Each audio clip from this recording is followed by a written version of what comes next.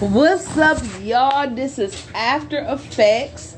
So today we gonna take a little break from the Gotham City crew, and today Mrs. Sutton gonna take over this segment. And I got my A1, my day one, since the day she was born, my Miss Yanni Yanni. And we gonna dive into this little topic about possessiveness and about what you do when you dealing with insecurities, right? So check this throwback story out. So way back in the day, before Miss turned to Mrs., I had a friend. And this friend was dating this individual. This individual had to know where, when, what time, how long, are you sure? It got so bad to where the individual would be like, oh, send me screenshots that you actually with your own daddy or your own mama. Like, the phone couldn't even ring without them being like, oh, are you sure that's a female you talking to? Like, homeboy was crazy. But here's the flip side to the craziness, though. The flip side was they couldn't meet no family members on that person's side. And they had been dating for about 3 years. Never met mama, never met daddy, never met their child. It was insane. So, I had told my homie, I'm like, look, I know you say you love these people, but I don't know what you call that, because I don't call that no relationship. Like, if I can't meet your people, but you steady questioning me about where, when, how, and why, but then they would invite them to come to events, family functions, some of everything, and they will always make an excuse as to why they can't come. So on the flip, they ain't never met their family either, but that was by choice. So I'm going to kick this off to Miss Yanni Yanni. What do you say about possessive behavior in relationships? Well, usually some people have possessive problems because of abandonment issues. Okay. And people feel like once they get close or attached to somebody that they're eventually going to leave them, so they try to have some type of control or possessiveness over them because they have abandonment issues. Now, I'm not justifying that as a way to say that being possessive is okay, but that's probably a reason why people usually take possessiveness into consideration. Now, some people are just overly possessive just because they are narcissists and manipulators. Okay, then. And they like to have control over people just in general because they like to see somebody under their control. They want to see somebody do everything they want them to do. And usually the people that are possessive, they're doing certain stuff as far as cheating or dealing with stuff. So they try to make sure you're not doing what they're doing, so they take it as them being possessive. Now, possessiveness also has to do with insecurities, because if you're insecure about yourself, then you're going to try everything in your power to make sure that person isn't doing anything that you might think they're doing because you're doing it. And I know a lot of people who are possessive or dealt with somebody that was possessive, and it's kind of scary because you never know what that person is actually thinking about while they're being possessive, as far as want to know your every move, want to know anybody you talking to, want to know every little detail that you're doing, because they want to make sure you're not doing anything at all. Now, I'm going to kick it because I remember when I first started dating King Solomon. And I felt the need to do check-ins. I ain't gonna even lie. So like, I would be calling like, hey, I'm leaving one location going to another. Hey, I'm on my way here. I'm doing this, I'm doing that. But then he spit real knowledge to me. He like, but whoever said I didn't trust you? So why do you feel? And I'm like, I'm just going by, to me it was just a regular thing, because you get so used to dealing with folks who question you so much that it becomes a normal part of your behavior to just be like, before you could even ask, this, that, this is the time, this is where, this is my schedule. Like, it becomes a norm when you become so used to dealing with toxicity. And I didn't realize it until it was something that had to become broken within myself, because I wasn't insecure, and I trusted him, but I didn't want it to become a problem later on down the road.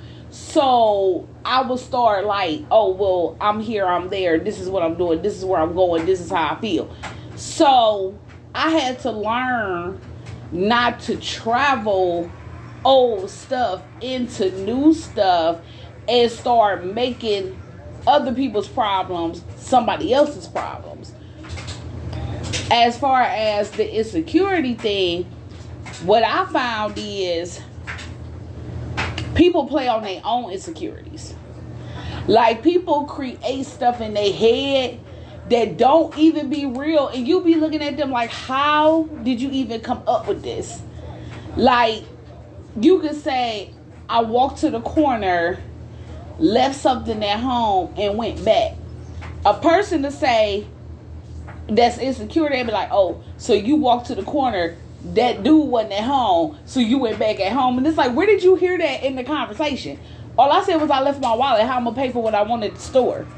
And I didn't realize it until I got halfway down the street.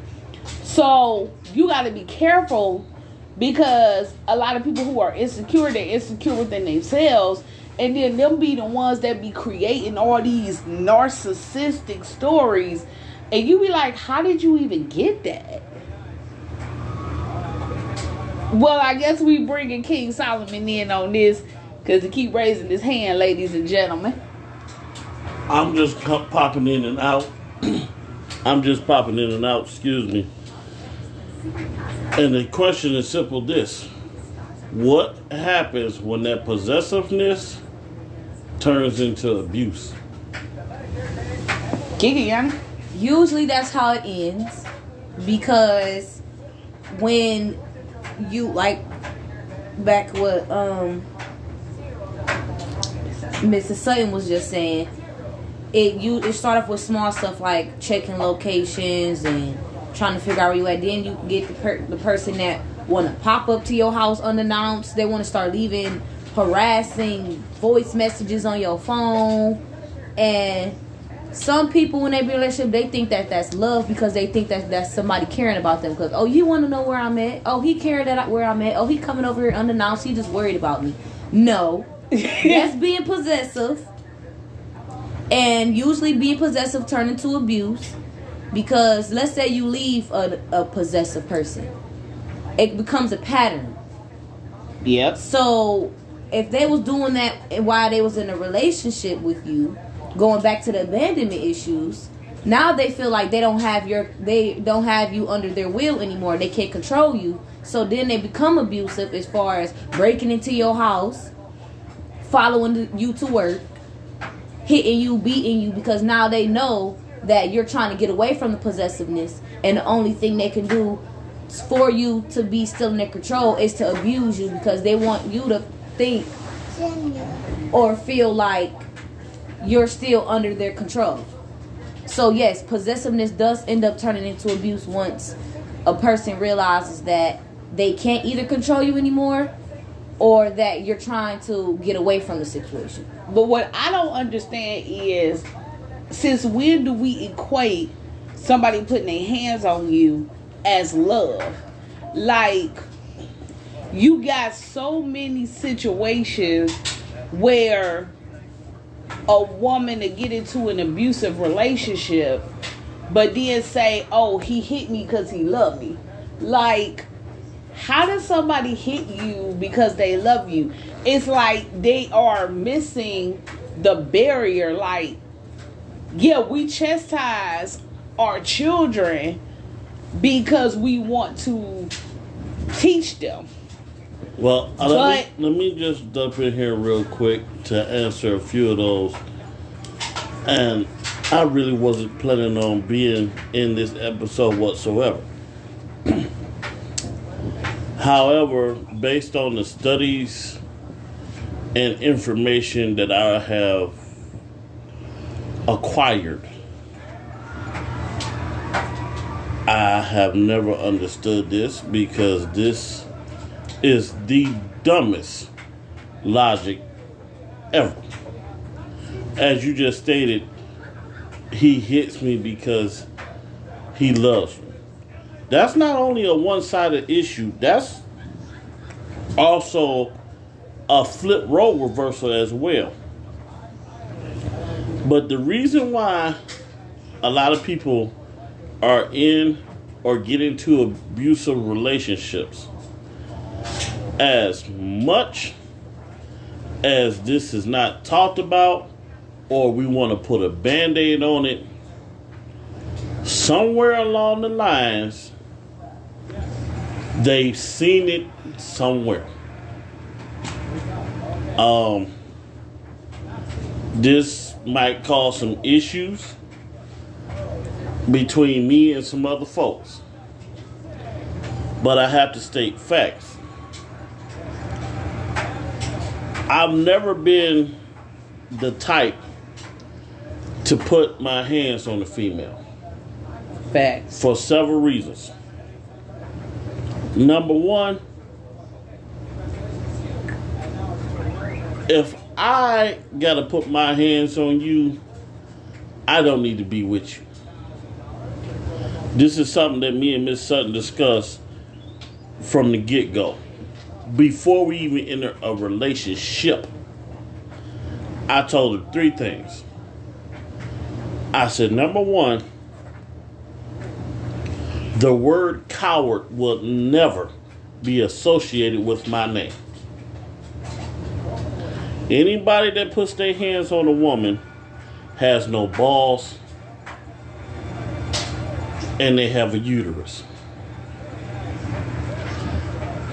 Number 2, chances is they can't fight and they are scared of another man. And 3, the most important of it all, they see something in the particular female that makes their psychological brain thinks that that individual is weak. Now, before I get to there, I have to tell the story. This is a true story, and I've seen this at the age of 10. One of the reasons why I never put my hand on a woman, we were staying on 93rd and Steinway. My upstairs neighbors, so that I don't get sued, we're going to call the man east, and we're going to call the woman, let's just call her north. Every day they would drink and fight. And I have never met a woman like she was the real Madea. We always knew when Mr. East hit Miss North, because after he hit her, he'd go get in his truck, get ready to pull off. And I don't know if she had these stashed or they was just around. But this woman picked up a brick. I'm talking about a whole brick.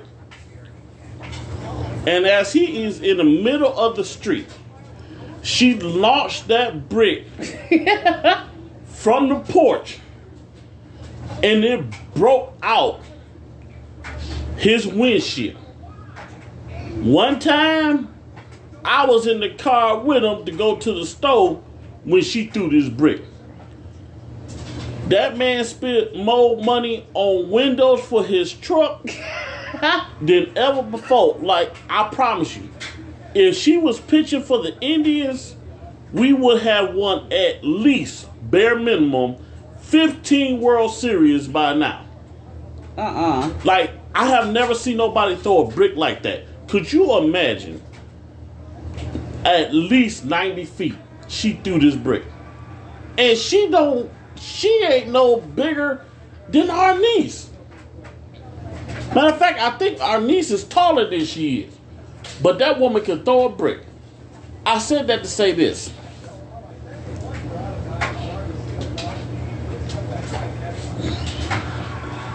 I don't care what you've seen growing up. I don't care what you've been around growing up. If you ever get to the place that you feel like, or you have to put your hands on a female, take what you got on and leave. What if she won't let me out the house? Lock yourself in the bathroom and call 911. Tell them to come to your house because she is out of control. And you don't want no lies told that you put your hands on. Because let's just face facts. The police is always on the woman's side. Unless they're a little weird.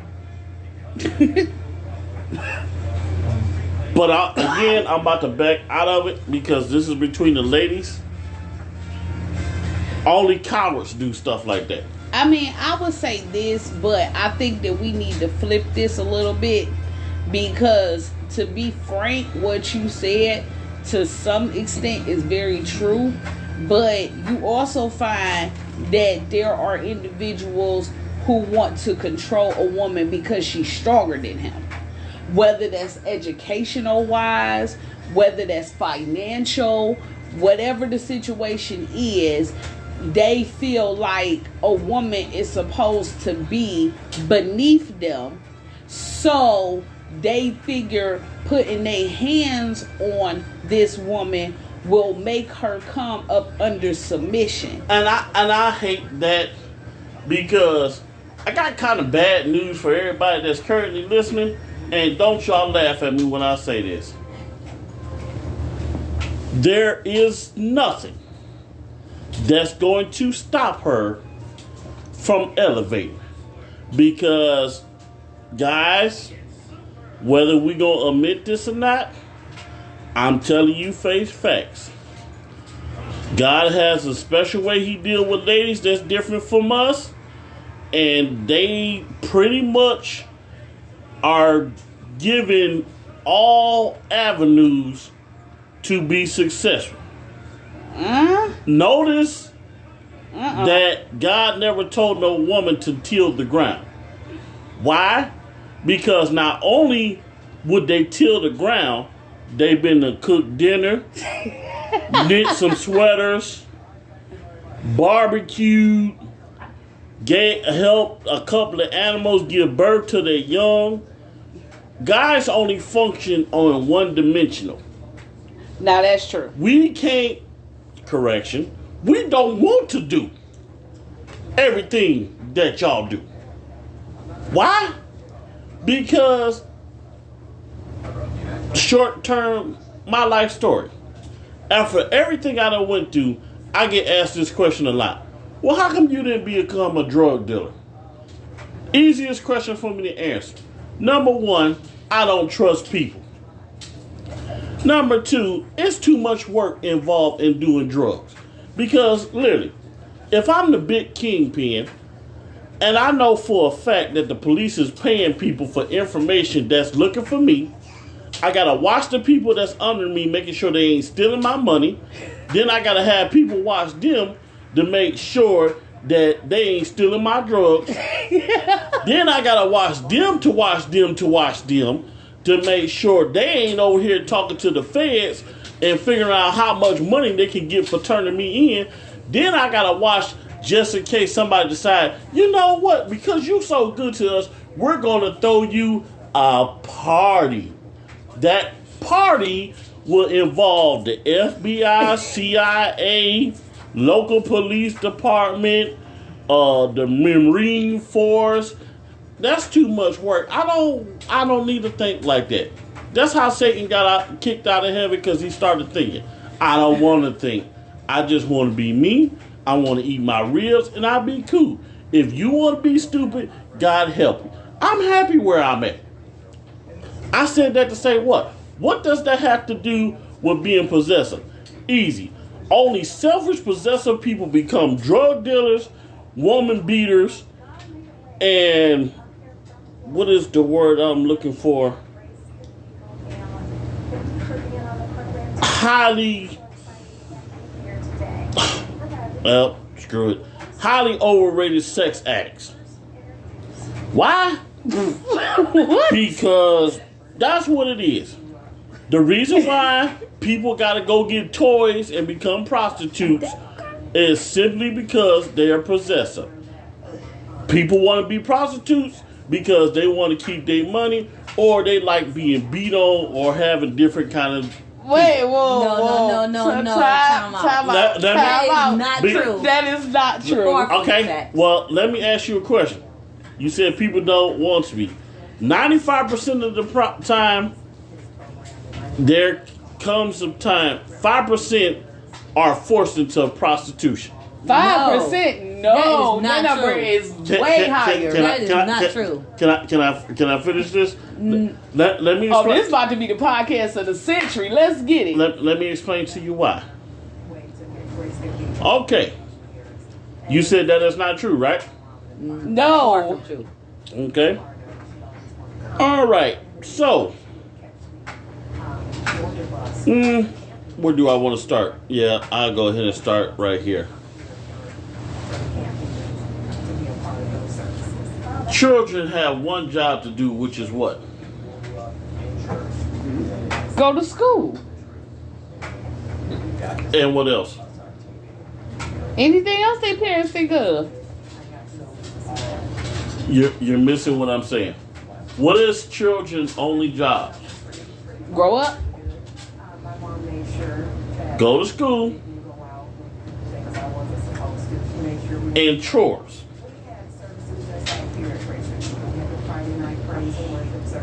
Top two things. Because the parentals have to work 5 jobs apiece to basically keep up with the Joneses or the Flintstones or the Jetsons. We let what they call the ignorant box raise the children. So, all these actors come on TV and say, you can do whatever you want to do and can't nobody tell you nothing.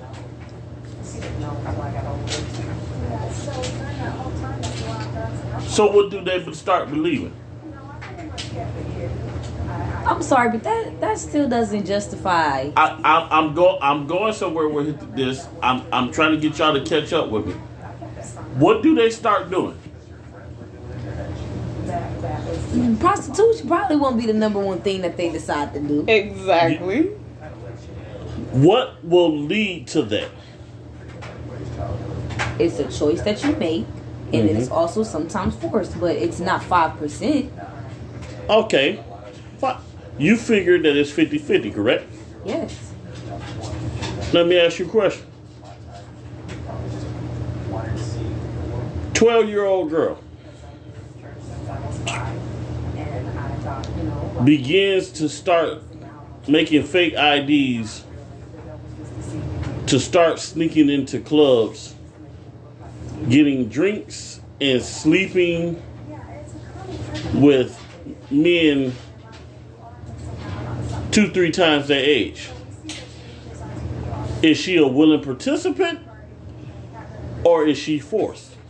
But who has that kind of mentality at 12? Exactly. The fact of the matter is down the pipe, this is a learned behavior.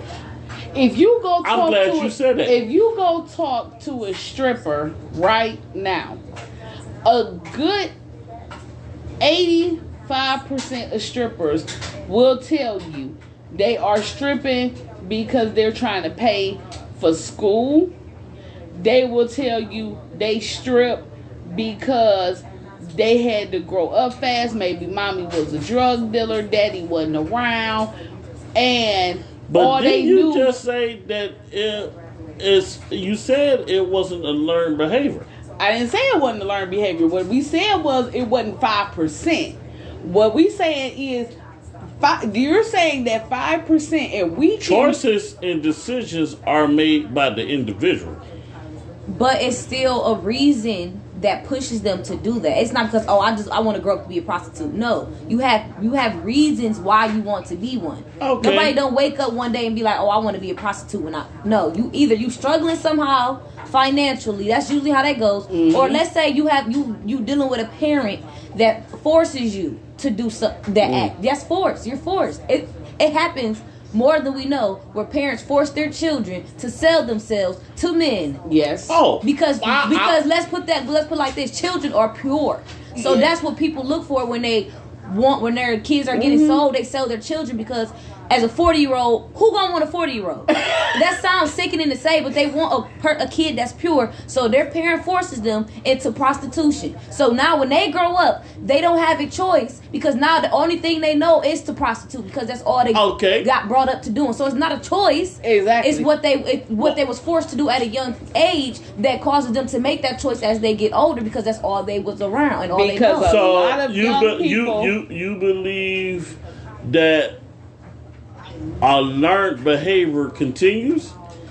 For a lot of people, yes. Okay, well, let's just switch gears here.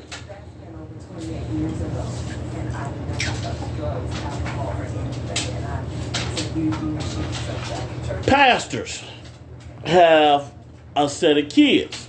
Mm-hmm.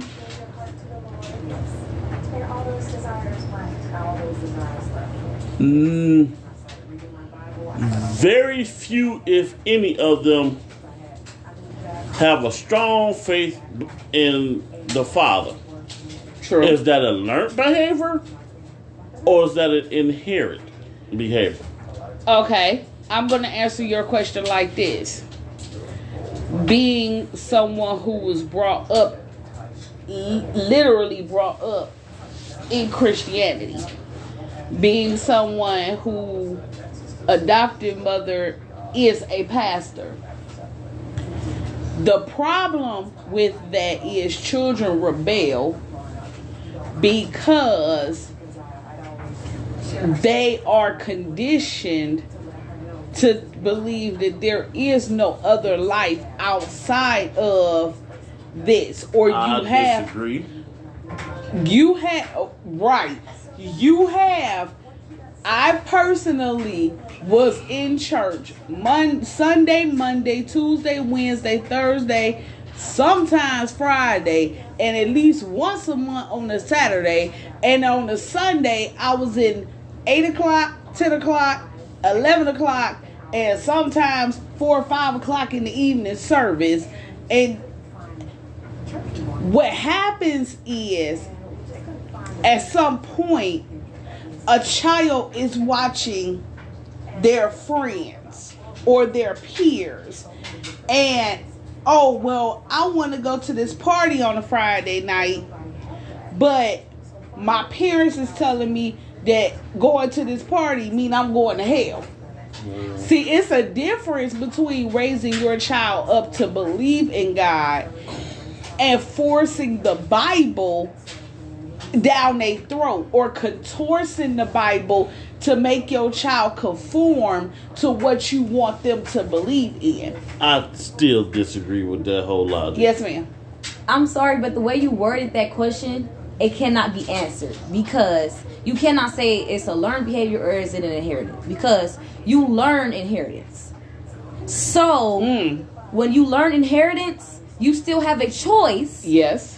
To follow that inheritance or not follow it. So you learn inheritance. You cannot learn when you are inheriting something, you're learning it.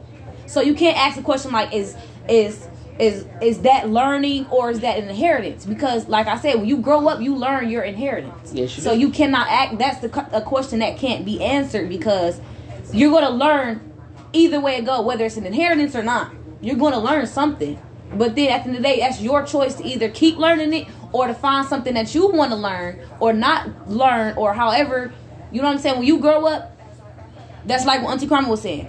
People in the church and people forcing the Bible on you. Mm-hmm. Either way it go, you're still going to learn. Yeah. Whether it's forced on you or not, you're still learning about it because it was brought to your attention, so you're still learning it. But you might not want to learn it. It's just forced for you to learn. I agree and disagree. The reason why I agree and disagree, because I personally know of a group of individuals that grew up in the most diabolical, spiritual, toxic household that has ever been known to man. But you can't put spiritual and toxicity in the same sentence. Yes, I can, and I just did. Number uno. For starters, life is a series of choices. Facts.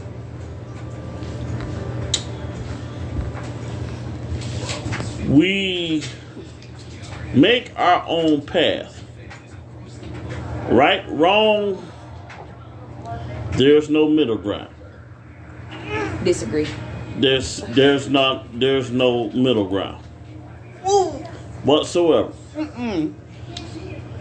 Because, and I know this is really not about to be a popular statement,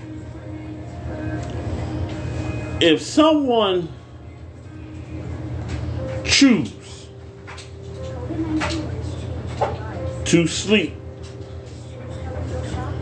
with 15 people back to back, that's a decision that they made. Case in point, folks want to give crutches and or a crutch to folks that choose to do whatever they want to do.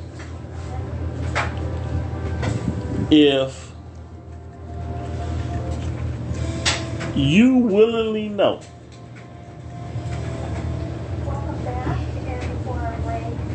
that you are in a relationship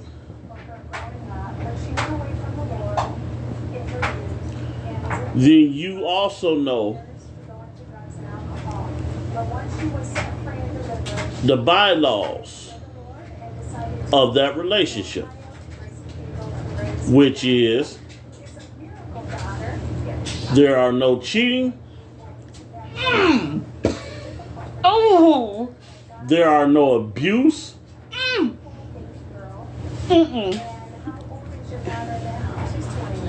and one is not higher than the other. Okay, mi amor. Here's the problem with it. Because what you're saying to some extent, you're right. Some things are a choice. But Here's the problem with that. You're saying people know this stuff. Well, yes. So you are basically saying that every household sets a positive example on how a relationship is supposed to go. That's not what I said. That's what they're supposed to know. I said every household is responsible for its own temperature. But you just Good, bad, good or bad. okay. But you just said that everyone knows the bylaws. You are taught by what you see. Okay, if we got married, Okay. simply put, please tell me that the preacher did not say to half and to whole. Through sickness and health, good and bad, and all the vows that has ever been stated at all weddings, even if you went to marriage counseling, they're clearly stated by the minister there is no cheating in the relationship. Okay. Go ahead, I'm Yanni. gonna say it's like this. 'Cause even though that is said and mentioned, Thank you. anybody can say this is what you're supposed to do, but their actions has to be able to back up what they said. Mm-hmm. So if you're telling me, oh, don't cheat, but I see you cheating, or I see you do this, that, and the third in a relationship, how am I supposed to know? Even though minister said that you're not supposed to cheat, whatever. But that's all you've seen. Even though that person said that, that's what you're supposed to go by, I guess. People still are going to go by what they see, not what they hear. I've seen a lot of BS. I've never done it to her one day in my life. But we you go made all a out. decision. Yeah. That's the point. Okay, again, life is a series of choices. Okay, Now- what about peer pressure and cohorting? I've been peer pressing and cohort on a whole lot of stuff, and I ain't done. But still, when you are peer pressure, people don't take peer pressure serious. Okay, well, Anybody that's can only for the weak-minded. You can't say that because I obviously can, and I am. you can't say that because if somebody is peer pressure into doing something, Really? yes, really. Okay. What about coercion? Somebody For- constantly for close to asks, 3 do you want to days- have sex with me? No. They keep asking you, yes. Oh, no, I don't want to have sex with you. But can we please have sex? And then you finally give in to having sex. That's okay? Okay. Oh, for- because that's the choice that they made. For close to 3 decades, I was suicidal and depressed, and not one time have anybody ever told me you ain't supposed to do it. But you can't speak for just yourself. I can. If I can, get it, because it's everybody easy for don't everybody. do- everybody because don't do it. everybody, for Everybody has a choice. it's weak-mindedness. But it's you that either you can't weak say or you somebody strong. you can't say somebody is weak minded because Yeah, of something yeah. something that went Yes, I on in can. their household. You cannot say they're weak minded. People are I going to grew go. up in a household that was very toxic. You're speaking on just yourself, but you got to look at everybody else's point of view. When they grow up in situations, they're going by actions. They're not going by what somebody tell them. Then that if they then they perpetuate No, the because when cycle. people tell you stuff, 9 times out of 10 when people are telling you things, it's because They're weak-minded. when somebody telling you something, it's because 9 times out of 10 they did not do it. Okay. Point. Well, again, that's their choice. Okay. Here is the bottom line. That's a weak-minded individual. But here's the thing. So I'm about to speak on both credits here. I'm gonna speak on King Solomon and I'm gonna speak on Yanni's credit. Here's the thing. The thing is, to some extent, you're correct. And to some. Here's why. You're funny. Listen, the point of it is we can debate this. I'm not debating. Okay. Here's the What is thing. there to debate? Here's the thing. If I go by my history, let's keep this all the way 100. If I go by my history and what I've seen, what I've experienced, if I go by just that alone, what I'm supposed to have inherited, then I would be, oh boy, I'd be jacked up. I would be somebody's drug addict, alcoholic, somebody's punching bag. I would be a lot of stuff. But the point is simply this. I can't just say because I made this choice, everybody else supposed to make this decision I too. never said that. But you said that if a person doesn't make a conscientious effort, because if they don't make this conscientious effort, then they're weak-minded. Some people aren't afforded the opportunities. Wow. Like, I'll give you a prime example. There are many people who grew up in foster care. Because they grew up in foster care, they ain't trying to do nothing with their life. They ain't trying to make nothing out their life.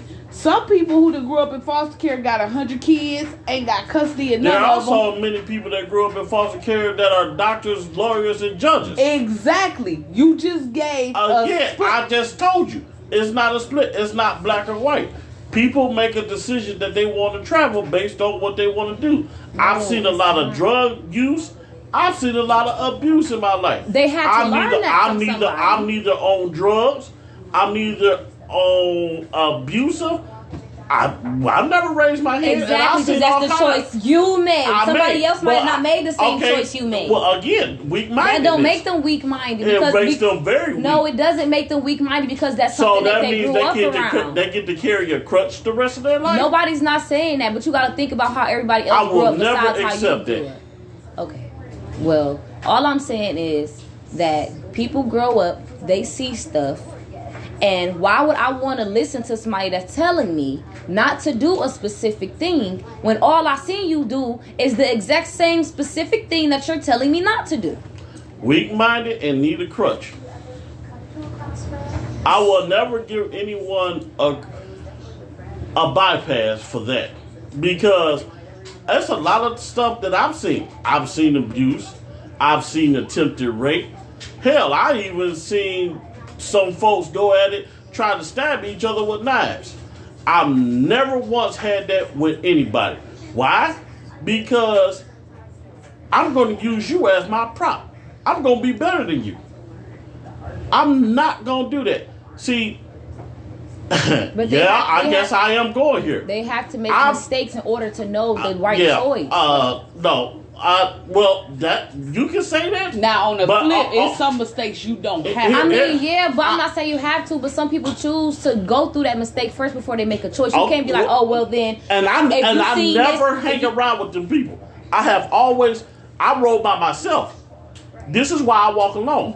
And this is why I do not like people. You keep speaking on just yourself. I'm not just speaking on me. Okay, I can't help what somebody else do in their residence. Just don't bring it around me. If you the type that you want to be drugged out and you like to holler, cuss, and fight, please look up, and I promise you 2 seconds, I won't be that much around you. You won't be able to get in contact with me, because I've always thought like this: money first, all the BS later. Because you made a conscious decision. I made a decision. I'm not going to be with steak knives. What is those, steak knives? No, they call them butcher knives.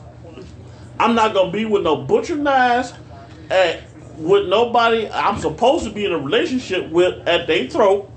I'm not about to be on an attempted rape charge. I'm not going to be fighting with you. Listen, if you want to make the conscious decision to be in that kind of bull crap, help yourself. I'm not going to be around you. Matter of fact, I'm going to put some distance in between us. Because at the end of the day, it's really a difference what makes a uterus and an adult. Oh, okay. Go ahead. I don't know how to word this to make it make sense, but if somebody can kind of like help me elaborate on this when I'm about to say this. Okay. Let's just say people do have choices to decide to do right because of stuff like that. Trauma, what as far as that could be a traumatic thing. What about like when it comes to an extent of like mental illness? You say people get to the point where they get depressed, sad, anxiety, PTSD, all that. And sometimes that might trigger them to not do. I'm not justifying mental illness as a reason why, but you still have to think about it. Let's say somebody grew up in a messed up household, right?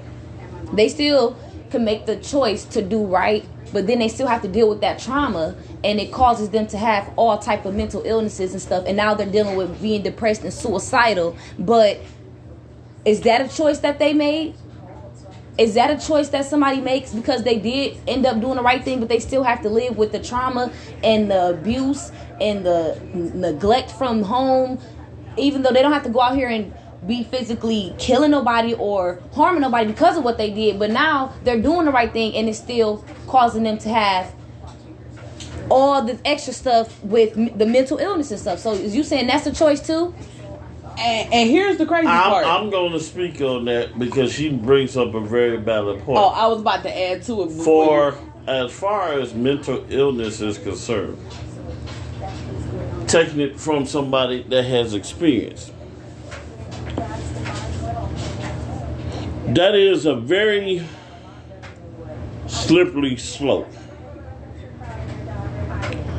A lot of us is strong, and a lot of us are weak. But is that weak-minded though? For the ones that can't successfully do it, I've been told that it's called selfish, and yes, I've been told that it's weak-minded. However, to your point, it's not a decision that you can take and go either way with.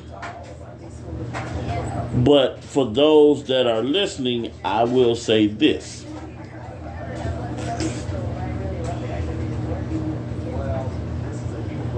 Only you know your limits. And I knew what mine were. Mm-hmm. Everyone has a limit. Everyone has that part where they come to a crossroad. Mm-hmm. You get one free shot, and you cannot miss it. Because when this shot comes, you'll know when it comes, because you either got to turn left or you have to turn right. With that being stated, your free shot may not come like mine came for me, but I knew and understood that time was limited. And the individuals, that's what I was looking for. You got to be careful of your surroundings. Mm-hmm. Because your environment will most definitely take over your brain matter. It will control you. And it will make you think that your thoughts are your own. Mm-hmm. And it will force you into doing decisions that you think is right when you know for a fact that they are wrong. It will make you think that the thoughts that your environment is surrounding you by is your own thoughts, when they're not. But you're going to get a get out of jail free card. You just can't miss it when it shows up. Now, this is where I could say that there is a meeting of the minds here. Because the fact of the matter is this. There are choices to be made. Life is a series of choices. Exactly. There are decisions to be made. Your environment is a strong contingency to how you survive. So, with that being said, what does that mean? Toxicity is 9 times out of 10 a behavior that you witnessed and a cycle that you chose to perpetuate.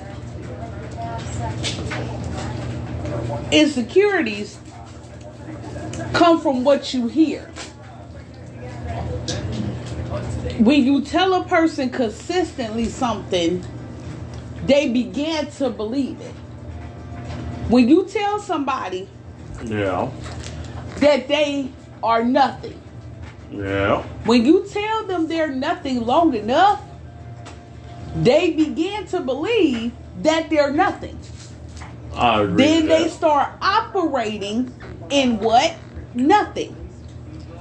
When you grow up witnessing abuse, if there is nobody to take you out of the environment and show you something better, because you're conditioned to what you're around.